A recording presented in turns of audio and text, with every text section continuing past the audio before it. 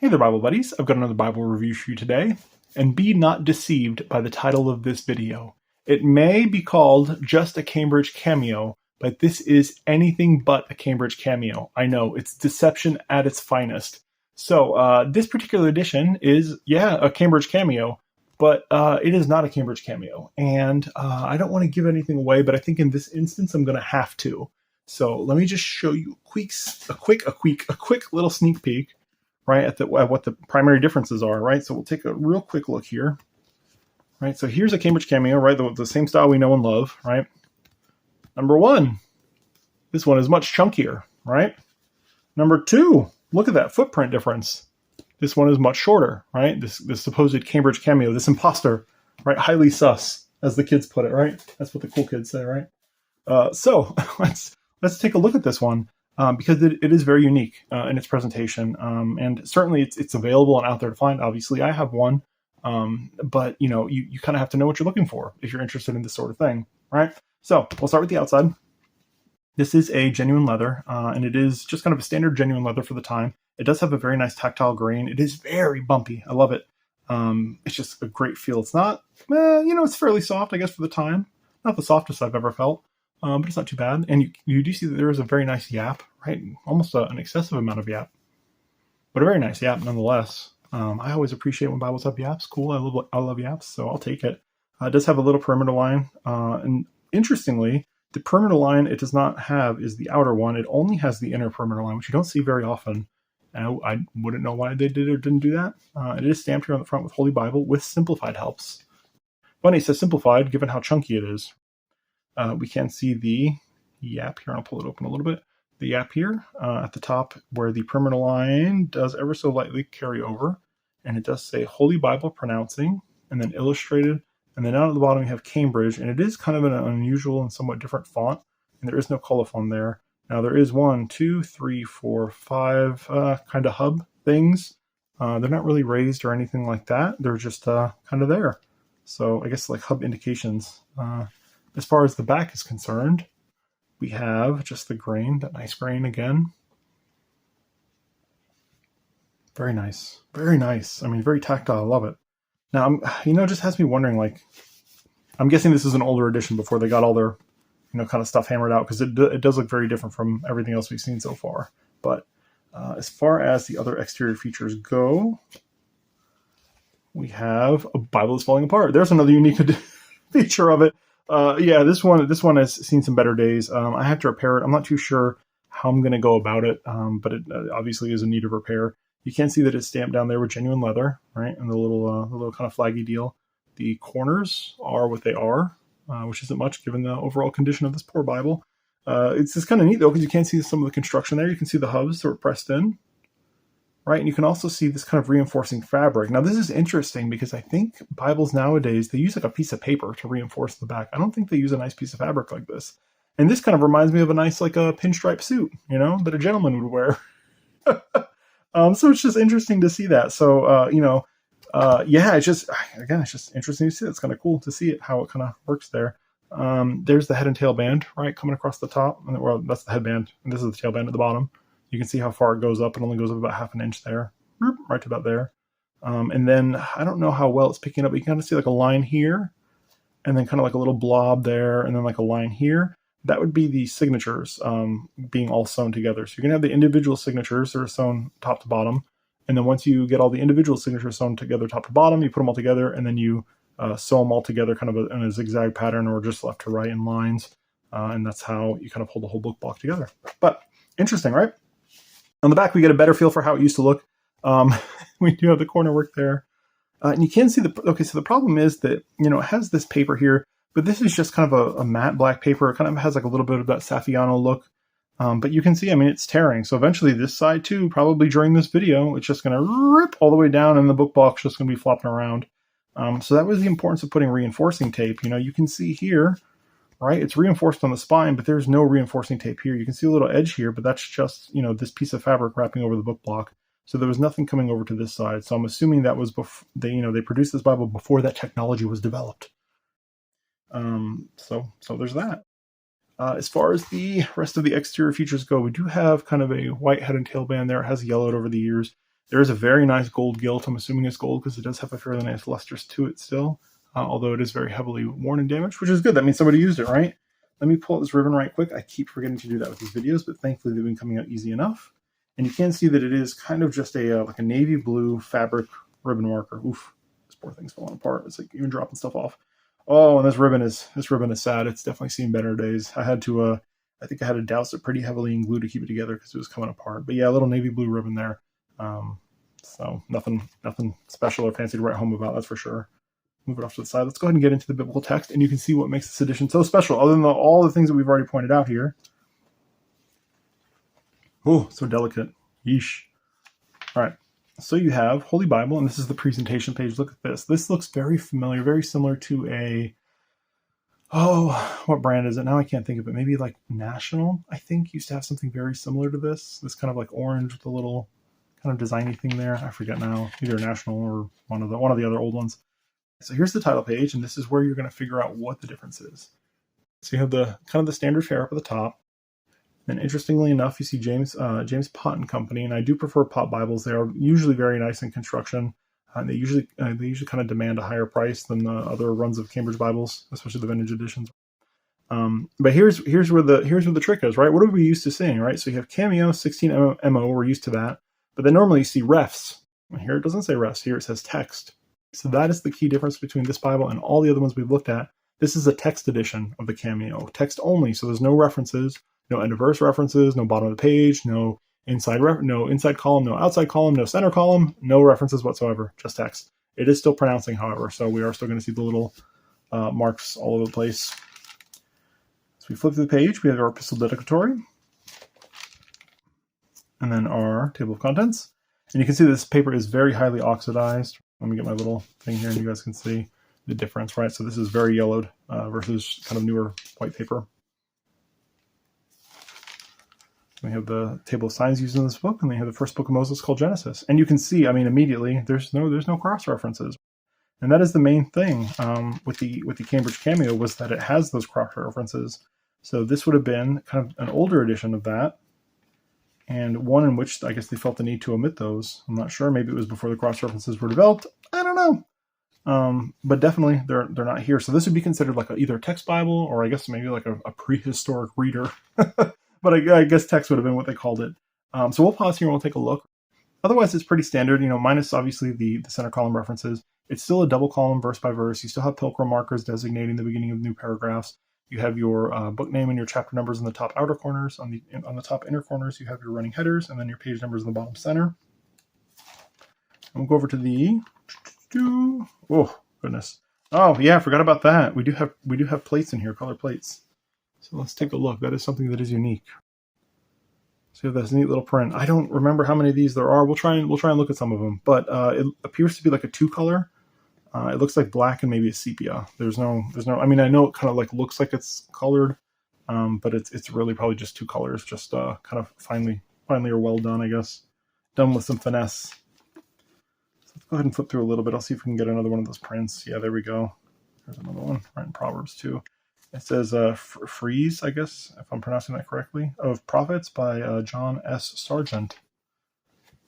Here we go. It's kind of similar to the last one, right? Just kind of standing around. So, I don't know. I guess it's the art that Cambridge commissioned or purchased either way. And then, yeah, so we're in Proverbs, so we'll take a look at the poetic setting. There is no poetic setting, but we can look at the paper. And you can see that wonderful paper. Now, it did not specify that this is India paper, so I'm assuming this is pre-India paper, especially the fact that it is so... oxidized, right? India paper tends to hold its white color, I guess, more than the other Bibles paper do. That was kind of the hallmark of the India paper, is the fact that it stayed nice and bright and white, whereas other paper would get like this, kind of dingy and dark after time. But let's go ahead and flip to the New Testament. There's another color print. Two-color print. And you can see that nice red under gold art gilt. Very nicely done. I'll give them that. I keep getting under the liner there with my thumb. I gotta be careful. All right. Oop, I went too far. Look at that. I got so impressed by the picture, I missed my mark. There we go. So there you can see. You kind of get a better feel for it. it seems like that orange color is kind of the primary color, so they try to shade as best they could with that orange. It does give kind of a feel of coloration, but not really like true full color. We'll go back to the end of the prophets. I do like to show you the intertestamental areas. So yeah, you have the end of the prophets there. You have a blank sheet. You have your Among the Lowly by L.A. Lahermet. And then you have your New Testament title page. Guys, a close-up of that. Not that you haven't seen it already probably 6 or 7 times before. And then you have the Gospel according to Matthew. And it's more the same. I mean, again, text Bibles don't have much going for them, especially when they're double column verse by verse. And the standard kind of a King James fare. Now, obviously, this is a black letter text. I won't bother flipping back, but it's a black letter text, so there's nothing there. Nothing new to see. I'll flip to the end. Got another color plate there. There's a few more. So there's quite a few throughout the text. And right at the end. Revelation 21.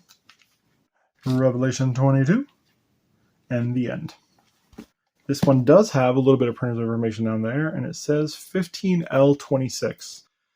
So, I really don't know specifically exactly how Cambridge marked their Bibles back then, but if this were printed in 1926, it would not surprise me, just given the kind of the oxidation of the page, the layout, some of the kind of external features and quality of materials and that sort of thing that are used. So it would not surprise me if this was printed in 1926. So they're making almost 100 years old. I'm surprised it's still kicking. It was used. I mean, the liners are coming apart. I had tons of fingernail marks on the gilt. So then you have the Simplified Helps to Bible Knowledge. This one is copyrighted by James Pott and Company, so I'm assuming they did not take this with them when they moved printers. There's your table of contents. I'll let you guys pause it if you want to read it. And there's a sample of the story of the Bible.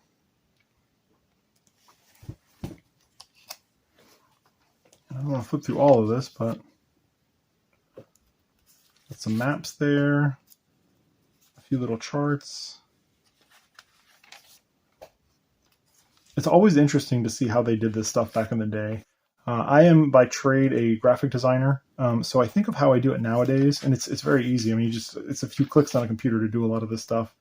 And back then, I know it was all done by hand, so I wouldn't even know how to. I mean, were these like small wooden plates that were cut, to the size of the actual text, and then they had to, put lead, to space out all the text? I don't know how they did it. It's impressive either way. It truly must have been a labor of love to do this, and I can, it's God's word, so I understand, going through all the painstaking process, but I'm super appreciative of the fact that it's eased up over the years. So, the 7 most helpful verses of the Bible. We won't read them, but I'll read them off to you. How about that? We have, what is this? Exodus 20, verse 3, Deuteronomy 6, verse 5, Leviticus 19, verse 18, John 3, 16, of course. Right, then we have Matthew 6:12, Mark 10:14, and John, 14:2. So if you guys want to look those up, go for it. I know they were printed right there, but we ain't got time for all that. I'm taking enough time as it is. What are we at? Oh, we're at like 14 minutes already. All right, let's wrap this up. All right, we're going to wrap it up. We're going.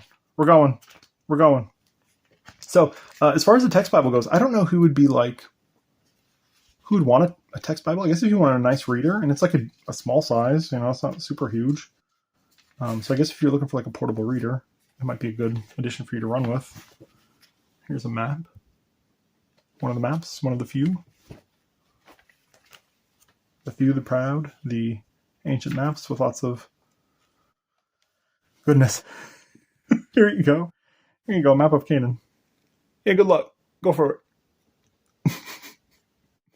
This is the kind of map that you hand your kid, right? When your kid's being rambunctious in church, you hand him the map and you say, "Hey, point to Jerusalem for me." Okay. 40 minutes later, sermon's over and he's still looking. "I can't find it, Dad." Yeah, no kid.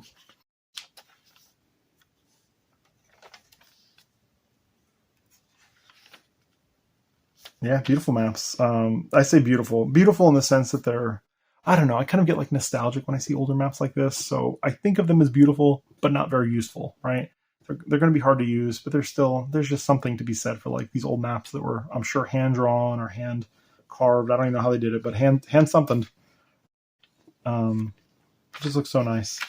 All right, so back here at the back at the back, right, where the back always is, we have Unbreakable back, funny enough, and then it says patented March 8th, 1910, and it does have a number there. It looks like either about a P35, it looks like, and then L9. Right, and this Unbreakable back, I know that I've seen it before in some other Bibles, so I'm assuming that this publisher, James Pott, probably did Bibles for a few manufacturers or a few producers, publishers. But yeah, nice addition. Let's get you guys some measurements. This one is going to be a little bit different since it's just different overall. So it's about, what do we have? Like 7 3/4 inch tall with the yap extended. And here we are at like just shy of 5 inches wide. And we're at like 1 5/8 of an inch thick. 1 5/8 inch thick. Yeah, however you say it. All right, you guys know what I mean. Let's go ahead and get a text measurement. Open it up. Take a look at the capitals first, and we'll go with the capital E and E frame. Now, hopefully this text is a little bit bigger, but it does not look any bigger, sadly, because actually, you know, it's kind of weird. The E and E frame looks a little smaller than the P right above it. So we'll put the P above it. But it still doesn't look any bigger. Oh, that's sad, given the fact that this is a text-only Bible, right? So it appears to be, oh goodness. Yeah, so like the P in Pellenite looks like an 8-point font. Right? But then the E and E frame, I don't even know if you guys can see it. The E and E frame is, oh, it's like a 7-point. I don't know what's going on there. Let's look at the lowercase. All right, that's all I'm really worried about. I'm hoping it's like a 9-point. Redeem itself. And it's not even. It's like an 8.5-point font. Yeah, it's like an 8.5-point font, the lowercase versus Times New Roman. So it's, I don't see the appeal. Not to be rude, but like I don't see the appeal of this. For me, I'd rather have kind of the more kind of normalized layout, I guess, with your center column references. You'll get a slightly larger font. I don't know, larger, I guess, form factor and skinnier at the same time. So this, I don't know, this might not be my first choice for a Bible. If you're looking for a text-only King James in kind of a more hand-sized, Bible, maybe a little bit smaller, or at least a little bit, smaller footprint, but thicker overall. I don't know. It's out there. If you're looking for a text-only edition, it's out there. It exists. But that's the key. Anytime you see an Oxford Bible or a Cambridge Bible, they will specify text on the bottom usually instead of ref. And then I guess sometimes it'll just be blank. Right, like it won't have either. I don't know. Ask for a picture of the text. That'll help you out the best. Bible buddies, if you have any questions, comments, comments, or concerns, or if you're tired of seeing Cambridge Cameo Bibles, leave all of that down below. Until next time, Bible buddies, if you could like, comment, subscribe, do all that cool YouTube stuff, it'd be much appreciated. Bye.